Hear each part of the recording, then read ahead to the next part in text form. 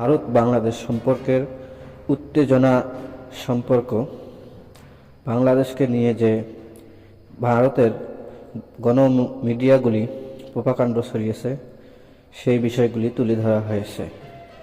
বাংলাদেশের 5ই আগস্ট যে গণ অভ্যুত্থানের ছাত্র আন্দোলন থেকে শুরু করে এ যাবত যত প্রোপাগান্ড ঘটানো হয়েছে ভারত থেকে সবগুলি একে একে তুলে ধরা হয়েছে।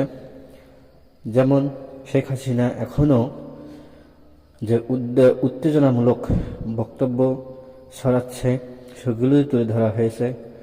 আবু সাইদ হত্যা সেগুলো তুলে ধরা হয়েছে।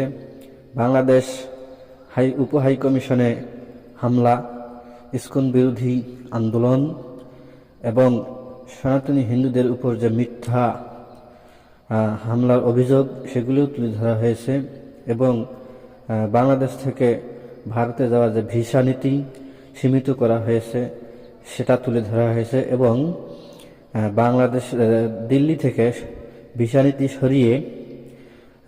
নীতি সরিয়ে অন্য দেশে নেওয়ার অনুরোধ জানানো হয়েছে ইউরোপীয় ইউনিয়নের কাছে।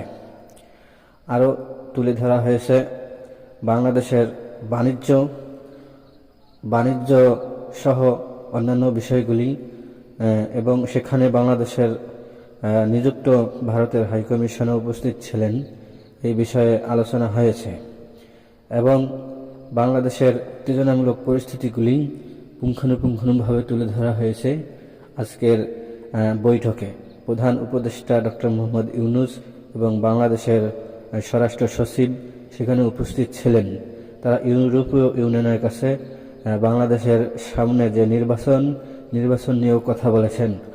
নির্বাচনে সুষ্ঠু অবাধ ফেয়ার ইলেকশন দেওয়ার প্রতিশ্রুতি দেওয়া হয়েছে। সেই বিষয়ে বাংলাদেশের প্রধান উপদেষ্টা ডক্টর মোহাম্মদ ইউনূস নিরলসভাবে কাজ করে যাচ্ছেন এবং প্রক্রিয়া হলেই বাংলাদেশের নির্বাচন দেওয়া হবে সে কথা জানিয়েছেন ইউরোপীয় ইউনিয়নের কাছে। এ পর্যন্তই। আল্লাহ হাফেজ।